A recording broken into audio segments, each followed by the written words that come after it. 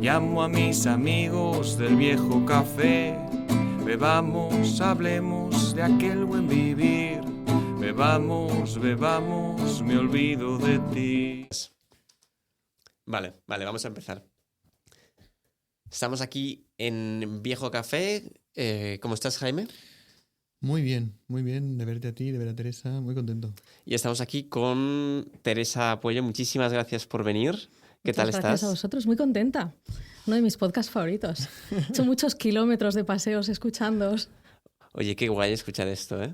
O sea, no te lo he dicho, pero yo tengo una compañía de trabajo a la que le había hablado del podcast hacía muchos años y no sabía que existía porque no me había escuchado. Y tuvo que ser Teresa la que, paseando con ella, le descubrió que yo tenía un podcast. O sea, gracias a Teresa hay gente que sabe que existimos. Bastante gente.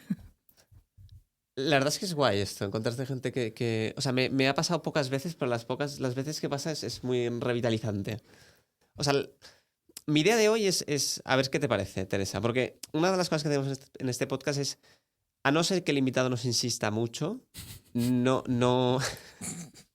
nos preparamos en, digamos, temas muy concretos, ¿vale? O sea, nos preparamos un tema general y lo tendemos a improvisar un poco. Nos dejamos llevar a lo hippie. Exacto. Sí, es un poco nuestro lema.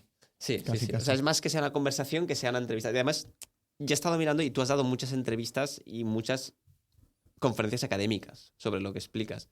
Entonces, mi idea también es dar una cosa un poco más distinta, digamos, desde un... Le dices que vamos a improvisar y le dices que va a ser todo lo que has hecho no nos sirve. Queremos otra cosa distinta. No, lo que estoy diciendo es... Sin presión, ¿vale? Es Tranquila. que todo lo que has hecho y a la gente... Si alguien quiere algo más técnico y quizá más ordenado, pues ya está todo colgado en redes sociales. Y tú tienes una red social bastante, bastante organizada y con femenina, bastantes... está ordenadito, con colorines. Exacto. No puedo subrayar porque es internet. De eso iba a hablar, Claro, porque tú lo llamas tu cuenta, porque tienes cuenta en Twitter y en Instagram. Twitter hace años que no entro. Vale, Instagram, sobre todo Instagram. Y YouTube, alguna cosita. Y YouTube. Que se llama Postmodernity. Postmodernity. Sí. O sea, la pronunciación es Postmodernity. En inglés. En inglés. ¿Y por qué? Pues no te creas, casi nunca me lo preguntan esto. Así que es novedoso para vosotros. Toma. No, pues porque es una manera de decir que vamos a hablar de cuestiones, o de lo que yo pretendo es hablar de cuestiones que afectan a la vida en la actualidad, a la posmodernidad, pero el posmoderneando quiere decir que era una manera de asumir que yo también, que todos nosotros, incluso cuando crees que estás viendo algo que la sociedad no ve, te está afectando igualmente. O sea, yo no soy menos posmoderna que cualquiera por mucho que critique cosas de la posmodernidad. Yo posmoderneo la que más. ¿Por qué? Porque es demasiado potente y vivimos en nuestro tiempo, somos hijos de nuestro tiempo. Entonces era un poco esta manera de decir, vamos a hablar de las cosas de hoy en día de una manera crítica, pero asumiendo que nos afectan también como a todos, no somos santos. Claro, pero es la filosofía de hablar de lo cotidiano desde lo cotidiano, ¿no? No te alejas del mundo, sino que desde la misma posmodernidad criticas posmodernidad. Y a la vez intentas recuperar alguna cosa buena o ¿hay algo que se pueda recuperar o no? Sí, ¿No? claro, porque al final pues la humanidad es buena, entonces siempre, ¿no?, puedes vivir una vida plena en cualquier contexto. No, es esta idea de que a mis alumnos les impacta tanto, ¿no?, de Viktor Frankl, de ser feliz en Auschwitz. ¿Se puede ser feliz en Auschwitz? Se puede, claro. Es que cuando uno ve esto y lo explica, dices, bueno, pues nada, que me vengan pandemias o lo que sea, ¿no? Porque siempre hay algo en el fondo del corazón y en las relaciones humanas que puede sobrepasar cualquier contexto adverso. Entonces también se trata de proponer, no solo de criticar, ¿no?, sino de proponer pues destellos de humanidad que hacen la vida feliz. ¿Y en qué crees que te afecta a la hora de hacer la crítica a tu propio tiempo? ¿El ser de tu propio tiempo te limita para hacer esa crítica con profundidad o con...? ¿Qué es lo que dices? Mira, es que como somos posmodernos es muy difícil que hagamos este esfuerzo o que lleguemos tan lejos quizá que no sé, si la crítica de nuestro tiempo la hiciera Aristóteles o la hiciera Santo Tomás de Aquino, la hiciera, igual sería mucho más, estarían más liberados de algunos vicios o algunos hábitos o crees que podemos mirar desde arriba? Supongo que podemos intentar, ¿no?, como en la caverna, intentar salir un poco, pero al final no podemos volar. Quizá desde los ojos de la fe es volar un poco. Claro, es mirar las cosas sobrenaturalmente, es despegarse de esa naturaleza, pero claro, en un plano antropológico somos lo que somos. Claro, podemos criticar mucho las adicciones a las redes sociales y estamos todos en redes sociales, es más, lo hacemos. Entonces, pues esto por mucho de que tengamos esta agudeza de ver esto nos hace daño, esto tal, no sé qué, al final todos estamos enganchados, ¿no? Entonces yo creo que claro que nos afecta, es muy difícil. Pero bueno, la lucha es sobrevivir también. La lucha es sobrevivir. Oye, yo tengo cierta curiosidad por tu evolución intelectual, porque he estado un poco mirando la tesis doctoral que hiciste, que de hecho la hiciste en esta universidad, en la Universidad Internacional de Cataluña, y me puedes explicar, porque me ha parecido muy interesante, pero a rasgos generales, o sea, ¿me puedes explicar de dónde surge el interés de tu tesis doctoral y cómo acabas en estas conclusiones? Yo hice en la tesis doctoral un paralelismo entre el contractualismo, que son esas teorías de filosofía política que dicen que la sociedad no es natural, sino que es un pacto entre todos y tal, de Hobbes, de Rousseau. Y entonces hice un paralelismo entre esto y la teoría de género. Y dije que el origen del feminismo de género estaba en el contractualismo de Hobbes, que es una cosa rarísima.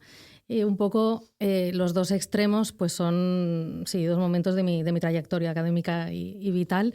Yo estudié Derecho y Ciencias Políticas, con lo cual toda la parte de teoría del poder me fascinaba y yo me dediqué a estudiar esto porque me interesaba mucho, precisamente a partir de estos teóricos de la modernidad, ¿no? Todo el tema del poder absoluto del Estado y cómo intenta pues, condicionar la vida de las personas, ¿no? Y la relación entre el poder del Estado y la libertad individual.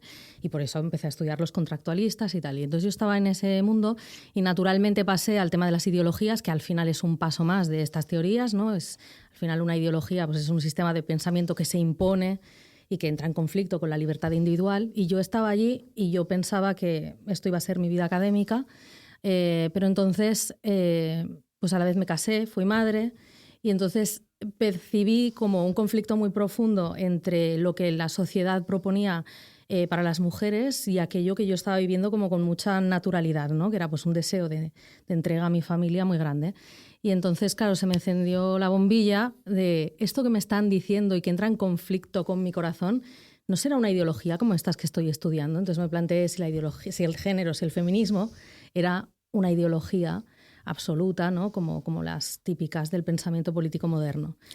O sea, la ideología entonces la definirías como esa última puerta que rompe el Estado para controlar ya las mentes del ciudadano. Claro, es la desintegración del Estado, de hecho, que es lo que hace Marx, ¿no? Donde ya no hace falta, digamos, un control militar o policial sobre las personas, sino que se pasa a controlar las ideas y entonces las personas ya se controlan solas a sí mismas. O sea, al final el mecanismo es el mismo, pero mucho más eficiente.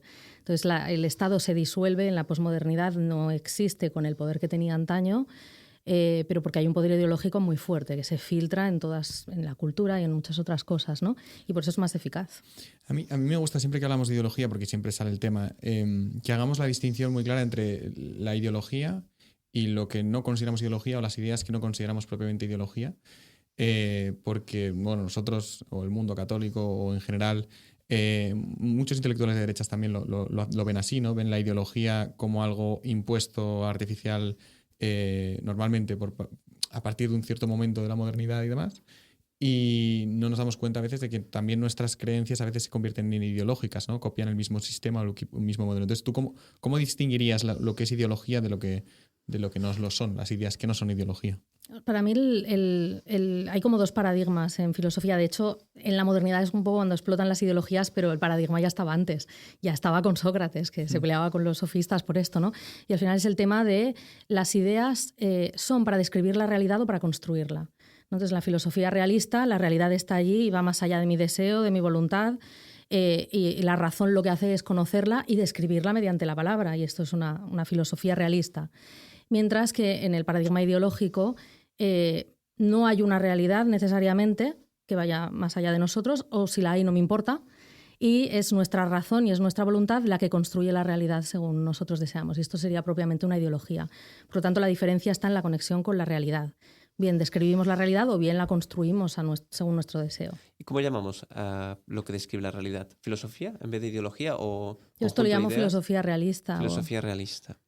Qué interesante, esto nunca no había caído. O sea, yo siempre lo había pensado desde otra perspectiva, de esto de la ideología, están cerradas en sí misma, no admiten la crítica, tienden a dar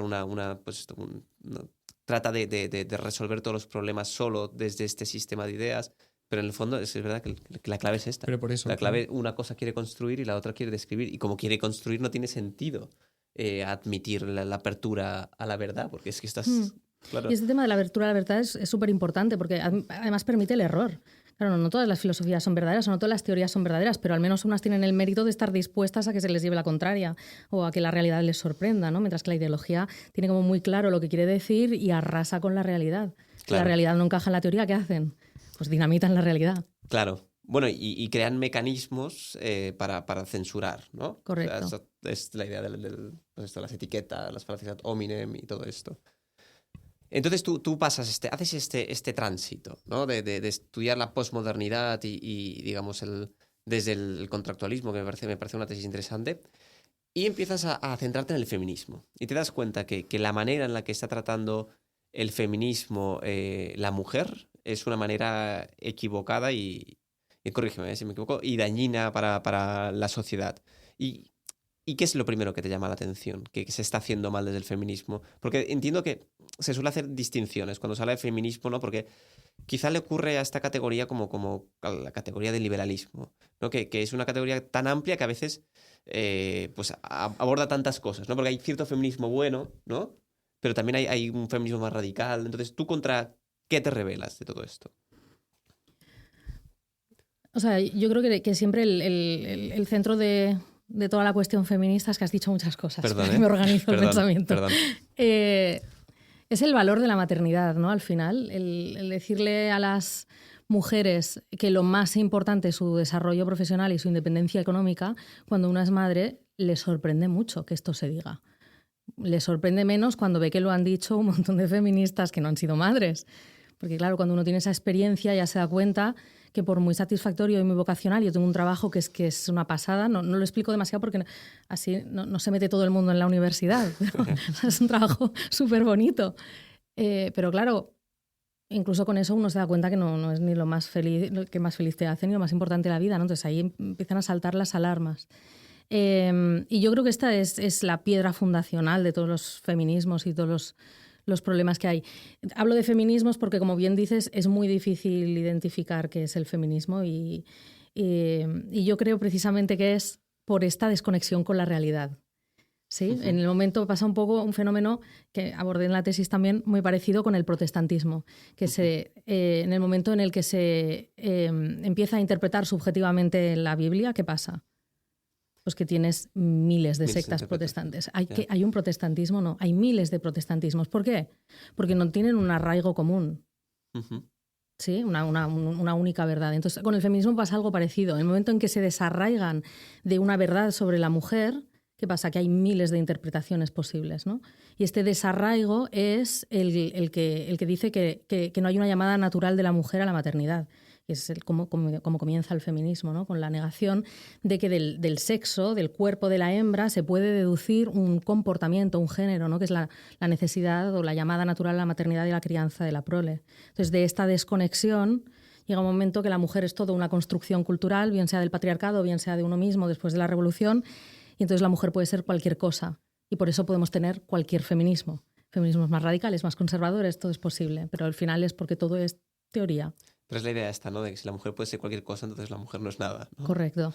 Entonces se vacía de contenido totalmente. Pero esto ha sido porque el propio feminismo empezó diciendo que la mujer era una construcción del patriarcado. Entonces claro. La ha deconstruido y ¿qué te ha quedado? Nada. Claro. Y hay a tu juicio, hay quizá a veces problemas de tratar de liberar a la mujer asimilándolo al hombre, de alguna manera.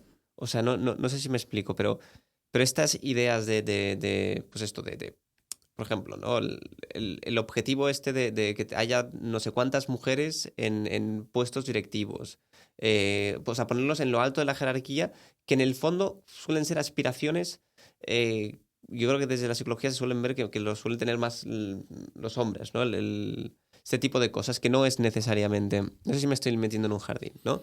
Pero no es necesariamente lo mejor que puedes hacer en tu vida dedicar toda tu vida a trabajar para llegar a lo más lo más alto en tu ámbito laboral, ¿no? Y esto es algo que normalmente tienden a hacerlo, este sacrificio, los hombres, y se tiende a decir que la mujer debería hacer lo mismo, ¿no? Sacarla de la maternidad y meterla también en un bufete de abogados para que llegue a socia, cuando el coste personal Bueno, no sé si me he liado mucho. No, ¿Qué es que está piensas bien. de esto? Hay coste personal en los dos casos. Lo que pasa es que la mujer Claro. lo representa mucho mejor o podría representarlo de manera más clara, no lo sé. Pero hay coste personal en los dos casos, ¿no? Cuando pones el trabajo por encima de todo lo demás, Claro. puedes ver a varones La paternidad es un destruidos. coste. Ujú. Sí, En general. sin duda. Lo que pasa es que, a ver, yo creo que sí, que el feminismo intenta masculinizar a la mujer, esto lo hace porque es un materialismo. Entonces, en la antropología tradicional y donde no hay intervención de la técnica para controlar la fecundidad, pues claro, la mujer no puede competir igual que el varón. Porque, claro, un embarazo no es una enfermedad, pero uno no se puede ir a picar a las minas tampoco ni a pescar en alta mar. Entonces, claro, la mujer tradicionalmente ha sido menos productiva que el hombre. Natural. Ujú. Entonces, claro, desde un punto de vista materialista, donde solo importa lo material, la capacidad de producción, esto el feminismo lo ve como degradante para la mujer, ¿no? Y por eso dice Simone de Beauvoir que el rol de la madre, o como dice, el trabajo tradicional de las mujeres no tiene ningún valor, esto son comillas, el trabajo tradicional de las mujeres no tiene ningún valor porque no produce nada. Porque, claro, la educación de la prole no es productiva. Es más, está impidiendo a la mujer que produzca en el mercado. Por eso lo que dicen es, vamos a liberar a la mujer, dicen, de la esclavitud de la hembra, que es la maternidad. ¿Para qué? Para que pueda producir como un hombre, porque esto es lo propiamente humano, lo que tiene valor, ¿no? Luego, ¿qué pasa? Que cuando sucede, la realidad acontece en cualquier caso, se da la circunstancia de que muchas mujeres, incluso que participan del mercado laboral, deciden no competir tanto, deciden no competir como los varones. Entonces el feminismo dice, bueno, esto es porque siguen teniendo como esta imposición patriarcal que les dice, bueno, no, pon por delante a tu familia. Y nunca consideran simplemente la libertad. O que a lo mejor las mujeres son más inteligentes que los hombres. Y dicen, no, es que esta es la vida buena, es que no me importa ser socia o no ser socia, no quiero perderme la infancia de mis hijos. Pero la posibilidad de que la mujer libremente escoja competir menos es que no se les ocurre, porque en el fondo no creen en la libertad. Claro. Y en el fondo, bueno, creen en que lo mejor es lo que ellos piensan que es lo mejor, ¿no? Sí. O sea, obtener este puesto o este dinero o este... Y si tú piensas otra cosa, es que realmente no te has enterado bien del tema. Imponen su visión del mundo a los demás, claro, y lo juzgan respecto a eso. Y si piensas de otra manera, es verdad, no te has enterado solo del tema, sino que puedes incluso ser víctima de esta sociedad patriarcal que te ha infundido ideas equivocadas. Sí, correcto. Por eso Entonces- siempre se les llena la boca de libertad y puedes escoger lo que sea, menos lo que ellos asocian con tradicional, con patriarcal. Porque esto Claro. además está consolidando, digamos, toda esta opresión, toda esta cultura en la sociedad. Sí, claro. Y aquí recuperamos la idea de ideología, ¿no? O sea, Correcto. El problema de esto es que no se puede realmente dialogar, ¿no? Fuera de estos esquemas ideológicos. Vale, gracias por salvar mi pregunta, porque yo creo que me estaba liando mucho. Estaba pareciendo como que... Bueno. No, Sí. no, Luis, el jardín lo has atravesado con Lo- tranquilidad, alegría. Dignidad. Sí. Y te ha rescatado Teresa también. Sí, Te ha sacado sí, de- es que eso es lo que quería decir, pero no he sabido muy bien, muy bien. ponerlo en palabras. Entonces, más allá de este tema, ¿no? O sea, has tratado feminismo principalmente. Yo he visto un artículo así por internet que haces una afirmación bastante contundente y que dices, el feminismo ha matado a la mujer. O sea, puedo ver por dónde van los tiros, pero no sé si podrías un poco desarrollar esta idea. Es una paradoja muy grande que se da y que tenemos que explicarla con el tema del sexo y el género, que a mí no me gusta. Yo pienso que el género no existe, es un invento que se hace del feminismo. Pero bueno, ellos dicen, ¿no? Está el dato biológico, el cuerpo, que separa la humanidad entre machos y hembras, y lo que son hombres y mujeres, esto es una construcción cultural. Entonces, el feminismo es el primero que dice que la mujer por sí misma no existe, sino que es una construcción del patriarcado, que lo que existe es el macho y la hembra. Y lo que pretende hacer el feminismo es liberar a la hembra del estereotipo de la mujer. Es decir, que la hembra pueda ser lo que sea. Por eso que puedan ser heterosexuales o homosexuales, que puedan tener hijos o no tenerlos. O sea, que se libere de todo lo que tradicionalmente se ha considerado un comportamiento femenino. Porque ese comportamiento es lo que ellos llaman mujer y es impuesto por el patriarcado y no tienen, dicen, ninguna vinculación con la biología, o sea, no hay conexión natural entre el sexo y el género, entre la hembra y la mujer, y se ha impuesto sobre la hembra todo este conjunto de comportamientos solo para oprimirla, con el único propósito de oprimirla, ¿no? Entonces, esto es el feminismo y se ha esforzado mucho por liberar a la hembra de todas las expectativas de lo que era ser mujer y lo ha hecho pues mediante la cultura, lo ha hecho mediante la toma de poder, mediante la ley, lo ha hecho mediante la tecnología, mediante la anticoncepción y el aborto, ¿no?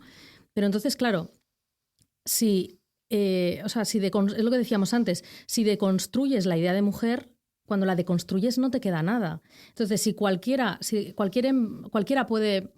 A ver, un macho puede optar a ser mujer, ¿no? Porque era esto, ¿no? Liberar a los sexos de los géneros, por lo tanto, cualquier sexo puede ser cualquier género. Entonces, claro, llegamos necesariamente a la situación a la cual hemos llegado, en la que un Manolo, que es un macho, dice que es mujer. Y es mujer, y esto es lo que sostiene la ley trans, ¿no? Y todo el movimiento queer es esto. Entonces, ¿quién tiene la culpa ahora realmente de que en una prisión en prisión de mujeres, haya un hombre, un macho, que se dice mujer? ¿Quién tiene la culpa de esto? Pues quien en primer lugar dijo que la mujer no existía, o que la mujer era una construcción, que se podía construir, deconstruir, escoger, rechazar o no. Entonces, claro, hay un conflicto real que lo vimos en España, fue divertidísimo, yo me pasé bomba, cuanto a la tramitación de la ley trans. Había un conflicto real entre las feministas clásicas y las queer, entre el Partido Socialista y Podemos, que además estaban en el mismo gobierno. El conflicto está. Porque unas decían, llevamos 50 años luchando porque haya leyes para las mujeres y ahora cualquiera puede ser mujer. Claro, a lo cual yo podría decir, ya, pero ¿quién tiene la culpa de decir que es una construcción social? De decir que la mujer era una construcción social? Yo entiendo que ahora se te ha caído el chiringuito encima, pero fue el feminismo el primero que dijo que la mujer era una construcción, con lo cual ahora no te quejes de que la mujer la pueda construir cualquiera. Claro, es la consecuencia lógica, ¿no? Si es una construcción social no depende directamente del sexo y cualquiera puede ser mujer en ese sentido. Entonces, ¿qué ahora en sentido positivo? No sé si lo has pensado, ¿qué recetas hay para solucionar esto? O sea, ¿qué es la mujer? ¿No? Es decir, ¿o qué debería ser la feminidad? ¿No? Sé que la mujer es una hembra varón adulta, ¿no? Pero... O sea, Está bien. Dejémoslo, ¿qué es una mujer? Por favor, ilústranos. La mujer es la hembra humana. Vale. Claro, pero al final tiene que haber una manera de caerse del guindo, o tiene que haber una manera de salir de un círculo ideológico. Y nos pasa con todas las ideologías modernas o posmodernas, que podemos ver a muchos que piensan de una manera y de repente dar el salto al realismo.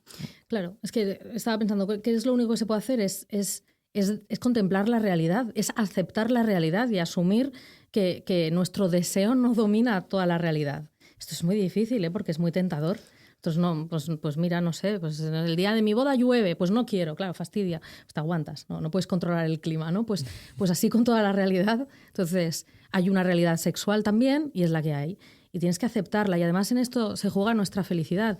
Claro, tenemos un problema muy gordo ahora en el futuro, que es que la tecnología nos permite controlar la realidad y no somos conscientes de las consecuencias que tiene esto. Esto Black Mirror, la serie aquella de Netflix, es maestra de esto, ¿no? Entonces, claro, de hecho, ya todo el feminismo no habría sido posible sin la técnica.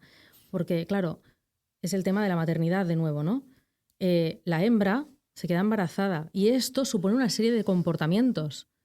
Porque la cría no es como la de una gacela que pare y se marcha y ya trota sola a la media hora, sino que la cría humana necesita años de cuidado, ¿no? Y es natural, digamos, que aquella que la ha acogido en su cuerpo, pues luego la mantiene viva con su cuerpo a través de una lactancia, la cuida, y este cuidado se extiende en los primeros años, ¿no? Entonces, esta es la realidad biológica de nuestro sexo. Entonces, cuando el feminismo esto lo ha considerado opresor, porque dicen que no es la realidad, sino que es una imposición del patriarcado, ¿qué es lo que ha hecho? Porque claro, la realidad le seguía dando en la cara, la mujer se sigue quedando embarazada. ¿Qué es lo que han hecho? Subvertir la realidad, revolucionarla mediante la técnica. Toma pastillas, toma aborto. ¿Para qué? Para que la realidad sea de una manera diferente, para que la realidad encaje en mi ideología. Y esto es súper peligroso porque la técnica cada vez puede más.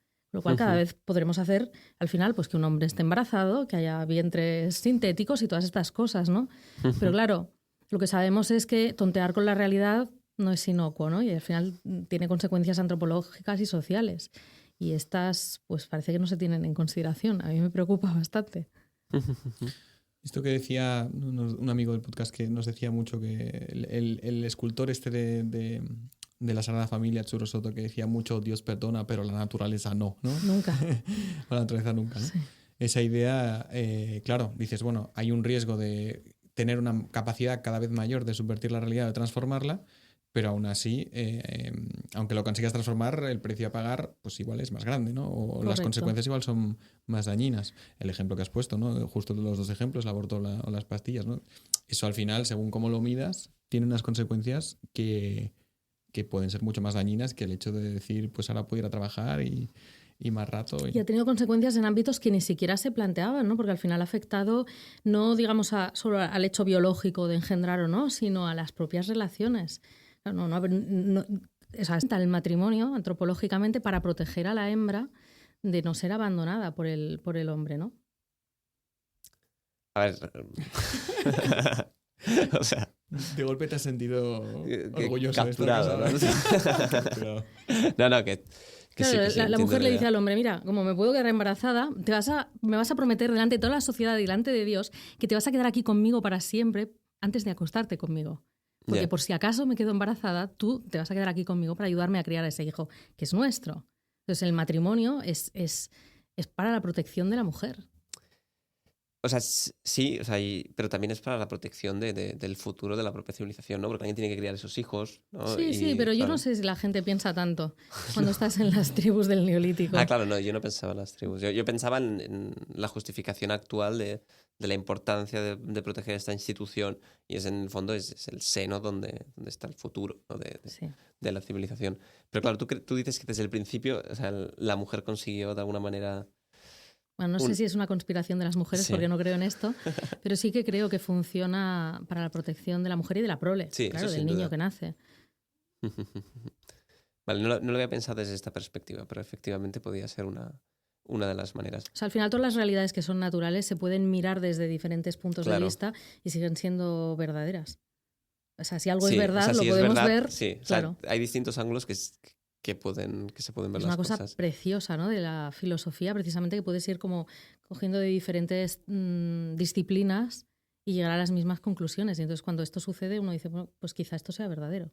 Claro, tú eres filósofa por eso. No. ¿O no? Tú Estudié Derecho y Ciencias Políticas. Claro, ya, pero... Soy una filósofa frustrada. Pero tu tesis es en Humanidades. Sí, me interesó siempre más la filosofía política. Entonces, ¿qué te marca más? ¿La tesis o la carrera? La tesis. La tesis. Entonces, de alguna manera, pues estás dentro de la filosofía. Lo que pasa es que en la universidad somos muy estrictos con los títulos que uno se pone. Uno se autopone. ¿Y tú das clase en Humanidades o dónde? Yo doy clase en muchas carreras, pero asignaturas de Humanidades, Antropología Social doy. Antropología Social. Vale. Y Doctrina Social de la Iglesia también. Vale. Muy bien, entonces... Ahora pensando en el podcast anterior, bueno, el anterior hablamos sobre el matrimonio, sobre el éxito del matrimonio. Entonces tú he visto que tú también de alguna manera tratas este tema. No sé si tú tienes, es que es curiosidad, pero ¿tú tienes algún recetario para el éxito en el matrimonio que se te ocurra de primera o no? Yo creo que hay como dos cosas. Una, quemar las naves como Cortés. ¿Vale? O sea, se acabó realmente creérselo. O sea, la predisposición una vez te casas, ¿no? Es decir, tener clarísimo que es para toda la vida. El divorcio de la italiana que decíamos. Divorcio de la italiana. Solo existe la posibilidad de divorciarte si matas a uno. Si matas al cónyuge. Vale. Sí, y esto creo que ayuda mucho. Es que claro, sí, no es lo mismo. Esto es importante, La manera en que entras. Y la otra es la presunción de inocencia. A ver. ¿No? Hay muchas cosas que luego en la vida cotidiana dices, esto lo ha hecho para fastidiarme, ¿sabe? Que me molesta, que yo qué sé, que dejen la puerta del lavaplatos abierta. Es que se lo dije ayer. Es que lo está haciendo aposta. Esto es porque como le dije no sé qué, ahora lo ha hecho para vengarse. ¿No? Y asumir que seguramente no, tiene este vicio. ¿No? O que muchas cosas, o incluso que ha dicho, o que han podido pasar, ¿no? Y que dices que realmente nos duelen o nos molestan, pues asumir que son un malentendido, que seguramente soy yo que no lo he entendido bien. O sea, asumir antes que yo estoy equivocado que asumir que el otro tiene mala intención. O sea, asumir que quizá no estoy entendiendo bien sus motivaciones o toda la situación antes que pensar mal del otro. Me parece bastante bueno porque no recuerdo yo haber tenido mala intención nunca. En ninguna de las Cariño, que nos estás oyendo. O sea que sí me he equivocado en cosas, pero mala intención, ¿no? Claro, sí que hay muchas veces que uno enfadado dice, esto lo está haciendo para fastidiarme. Claro, sí. Es verdad que es que además... Y en el fragor de la discusión puedes usar tus armas argumentales que sabes que... ¿No? Sí. Bueno... no sé. Nunca. Vale, nunca. No lo sé si nunca, es que tendría que pensarlo. Pero yo las típicas cosas en las que yo fallo cotidianamente no suele ser más por despiste que por mala intención. Esa es mi impresión. Es verdad que si lo hago en un examen de conciencia profundo, quizá encuentre un momento que dije, esto quizá tenía un poco de mala conciencia. Sí, pero a la mujer le conviene pensar que es por despiste. Claro. O sea cual sea la realidad. Sí. Sí. No, y soy despistado, o sea, que le puede ayudar en este sentido. O sea, digamos, si fuera una persona como mega ordenada siempre en todo, pues sería más difícil este acto de fe. Pero en mi caso yo creo que es más fácil hacerlo. Entonces, dos cosas. Entonces, tú dices que son, diríamos, quemar las naves, y la segunda es la presunción de inocencia, o quizá presunción de inocencia, o otra manera de verlo es buena fe a la hora de interpretar todo. Sí. ¿no? O sea, pensar Sí. en el mejor caso posible de lo que haya pasado. Quizá hoy le dolía un montón la cabeza y justo... Ya le he dicho que quería hablar de algo súper importante y mira, ahí está con su padre hablando por teléfono un montón de rato, ¿no? Y yo aquí esperando. Bueno, pues no sé. A lo mejor lo otro es más importante, a lo mejor se ha olvidado, a lo mejor, no sé. Pensar bien antes que pensar que está pasando de mí o que no tal. Porque a veces nos calentamos asumiendo las intenciones del otro y realmente para el otro no tiene tanta importancia.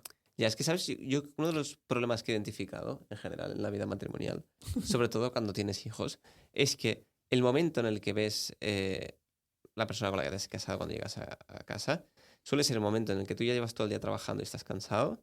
Luego te tienes que ocupar de los hijos, lo cual es un poco cansadete. O sea, o sea, es muy gratificante estar con los hijos, pero es cansado a la vez, ¿no? Entonces, a veces eso te empeora el estado emocional, ¿no? Sí. O sea, no es lo mismo el momento en el que estás con tu pareja. Es cuando intentas descansar de todo el día y a la vez, pues tienes que encargarte del hijo, de que sí, de hacer la comida, tal y cual. Y eso creo que polariza un poco más y puede, pues tensar más las relaciones.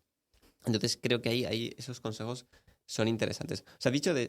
O sea, dentro de que la vida matrimonial es maravillosa, ¿no? Pero estamos hablando de por qué ocurren los conflictos, ¿no? Quizá y es precisamente porque cuando uno está cansado y está tenso todo el día, donde te destensas es en tu intimidad, ¿no? En tu familia, en la gente que confías. Es ahí donde tú sacas no sé, como es tu válvula de escape. Y es normal que ocurra estas situaciones quizá de tensión, de que te enfadas con el otro porque no te ha puesto lavaplatos. Sí. Y en realidad no sé, Jaime, te habías olvidado. Un mayordomo lo arregla perfectamente. No, pero... Pero aquí volvemos al problema este. O sea, si antes el hombre podía trabajar y permitirse que la mujer que estuviera en casa y tener un sueldo que llegara a todo, hoy en día esto es prácticamente inviable. Bueno, al menos en trabajos normales. Digo, quizá una persona con un súper trabajo. Pero ahora que no trabajen los dos es muy difícil. Y el hecho de que no trabajen los dos hace que tengas que llevar a los hijos a la guardería. Y la guardería está muy cara. O sea, el tema está... A todas luces está empeorado, vamos. Entonces, pero bueno, sigue, perdona, es que es... No, yo iba a tirar o sea, porque cuando hablas a tus alumnos jóvenes y hablas de esta situación del hombre y la mujer y siguiendo con el tema del matrimonio que estaba diciendo Luis, ¿no? ¿Tú te ves capaz de afirmar sin tapujos que la psicología del varón y de la mujer funciona de manera distinta? ¿Los jóvenes te lo aceptan? ¿Lo haces? O sea, ¿lo crees? No me meto a hablar de psicología porque no es lo mío, pero sí, claro, hay un carácter masculino y femenino que son diferentes. Lo que pasa es que no es estanco. Esto lo explicaba. Me parece que esto era una típica pregunta que le hacían a Jordan Peterson para pillarle siempre y aprendí su respuesta. A ver. Y me pareció bien, ¿no? Es decir, claro que hay como caracteres o cualidades más propias del varón y de la mujer, pero al final no somos compartimentos estancos. Entonces hay mujeres que, siendo muy mujeres, tienen características más temperamentales más propias del varón, ¿no? Son más agresivas de carácter o más competitivas, y esto no tiene nada que ver con el ser varón o con el ser mujer, ¿no? Es que a la niña le gusta jugar a fútbol, entonces que es un niño en el cuerpo de una niña, no. No sé, pues le gusta jugar a fútbol, punto, ¿no? Es que es un hombre que le gusta, yo qué sé, la poesía y el arte, entonces, no sé, es una mujer, no. ¿Es homosexual? Tampoco, no sé, no tiene nada que ver, ¿no? Entonces, sí que hay como grandes caracteres que a líneas generales son propios de cada sexo, pero no son exclusivos. Entonces yo, a partir de esto, que esto lo dice Peterson, a partir de esto pensé, desde un punto de vista antropológico, que tiene hasta un sentido evolutivo, que si fuéramos compartimentos estancos, o o sea, sería difícil la supervivencia de la especie. ¿Qué pasa si la madre muere en el parto? Muy frecuente también en el Neolítico. Entonces, si el padre no pudiera... Bueno, y hace 2 días, ¿eh? Claro, O sea, si el padre no pudiera, digamos, de alguna manera sustituir a la madre en algunas cosas, se moriría la cría, ¿no? Entonces, claro que tiene que haber un poco de flexibilidad en el carácter, en lo que es masculino y femenino en este sentido. Muy bien, complementando a Jordan Peterson, ¿eh? Esto es mi gran aspiración. Te he de decir que cuando te he hecho la pregunta antes que no he sabido formular bien sobre el tema este de la masculinidad, si la feminidad se acerca a la masculinidad, estaba intentando pensar algo de Jordan Peterson también, pero no lo he acabado de articular correctamente. Y tengo una pregunta, es una pregunta que ya que has tenido... ¿Tú cuántos hijos has tenido? 8. 8 hijos, o sea, tienes una experiencia abismal al respecto. Al menos comparado conmigo, que de momento tengo una y otra en camino. Felicidades. Gracias. ¿Cómo tratas tú la adolescencia, los 2 años? La época del no. O sea, es que es una cosa que a mí me está teniendo... Sí, o sea, sí, mi sí. hija está todo el Lo hemos rato hablado, diciéndome, sí, está sí. diciéndome que no a todo. O sea, para bañarla hay que hacer un ejercicio de diplomacia Tienes internacional. que llamar a la ONU, sí, sí. Sí, y esto, y poco a poco conseguir. Y cuando das 5 pasos, de repente, pues cojo una rabieta y tienes que volver a empezar todo. Entonces, ¿tú tienes alguna fórmula secreta? Quizá no, pero yo no pierdo nada por Pues sí, preguntar. no. Es horrible. ¿Y la has pasado con los 8? Sí, y ahora estoy pasando... ¿Otra vez? Tengo una de 2,5, así que estamos ahí. Creo que estoy pasando por este típico proceso de padres de muchos hijos en el cual me voy ablandando, ya voy pasando, ¿no? Entonces con mis hijos mayores era súper estricta. ¿Cómo se te ocurre decir que no a mamá? Tal, pues vas a la ducha y además sonriendo, tal. Súper militar. Y ahora ya es más como, bueno, mira, vamos a sobrevivir todos. Y entonces vas a ir a la ducha, pero bueno, a lo mejor intento engañarte por el camino para que vayas contenta, ¿no? Más que imponer ahí, lo vas a hacer porque es tu obligación. Lo que toca, toca y con alegría, les decía yo a mis hijos mayores. Bueno, pues ahora es, bueno...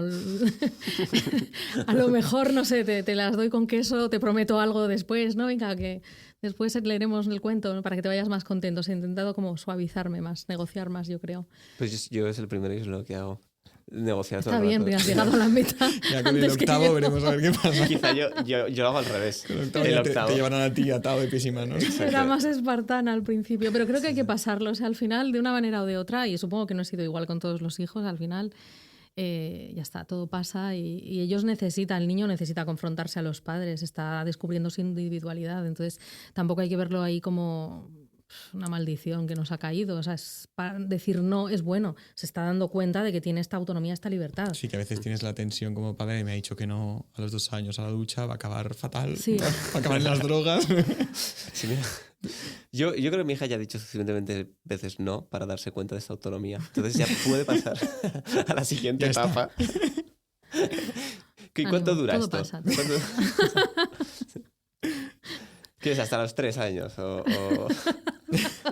Pobre hombre. No. Estoy buscando un horizonte. Donde, Pasa, donde no sé, acabar. cada niño tiene su... Claro. ¿Tema rabietas Su todavía ritmo. no? Sí, Ah, que sí, vale. pero el otro día Una para... cosa es el no y otra cosa es la rabieta, ¿eh? Que lo sé, pero están muy unidas. O sea, primero empieza por no y si le dices sí, pues se puede coger una rabieta. Y entonces el otro día intentaba... extra. Vamos a seguir el programa con un invitado nuevo. Yo estaba contando con el tema de las pataletas, que decía que claro, que yo con mi hija pues me cuesta así, por esto, porque para que coma bien y no coma algo esto, pues de repente empieza a hacer pataletas. Y la pataleta tienes que ser diplomático, porque está llorando, la coges, no pasa nada, no sé qué, no sé cuántos. Y cuando consigues por fin que tal, y está comiendo normal, de repente oye a lo lejos, patata. Y todo cambia. Todo el ejercicio de diplomacia. Es impresionante. Entonces tienes que volver a empezar otra vez. Bueno, es una época difícil. Hay que aceptar la realidad de los 2 años también. Claro. Yo creo que hay como límites, ¿no? Que hay que poner y que uno tiene que ser consistente, pero también aceptar que forma parte de su desarrollo. O sea, la paternidad o la maternidad es como la política, un saber práctico, ¿no? Tienes que ir adaptándote Sí. a los temperamentos. Yo creo que es un tema muy de abandono también, de abandono a la realidad de eso, de que no podemos controlarlo todo, no puedes controlar tampoco Todo. cuando Todo. lloran, Pero esto ni es... su temperamento ni nada, o sea, como que les tienes que dar las herramientas para que sean virtuosos, pero al final también tienen su libertad. Claro. No los puedes condicionar. No puedes ser ideológico tú con tus hijos cuando te has quejado de la ideología. Este es en el fondo un final maravilloso, porque nos quejábamos pues del dominio de la técnica, de que se ha quitado espacios a la maternidad. Y mira, y este podcast acaba así. O sea, cerramos para dejar espacio a la maternidad. Espacio a la maternidad. Abandonándonos a la realidad. Exacto. Del otro. Y dejamos de intentar construir cosas que no funcionan y... Exactamente. Y ya está. Y nos dejamos llevar. Así que muchísimas gracias, de verdad, Teresa, por haber venido al podcast. Gracias a vosotros, me ha hecho mucha ilusión. Y tenéis que seguirnos, si podéis y queréis, a las redes sociales y poner me gusta. Esto me sí, hay que agradecer también a Javi. A las aportaciones. Bueno, a Javi, por supuesto. Muchísimas gracias, Javi. Y las aportaciones. Técnico de Europa. ¿De Europa? De Europa. Del mundo. Es verdad. No, estaba pensando. Bueno, es que hay técnicos muy buenos en Estados Unidos. No, Javi. Vale. Y luego a Maribel, una gran promotora. Sí, muchísimas gracias, Maribel, también por las aportaciones. Una gran madre y una gran abuela. Eso es. Vale, pues lo dejamos aquí. Muy bien. Llamo a mis amigos del viejo café. Bebamos, hablemos de aquel buen vivir. Bebamos, me olvido de ti.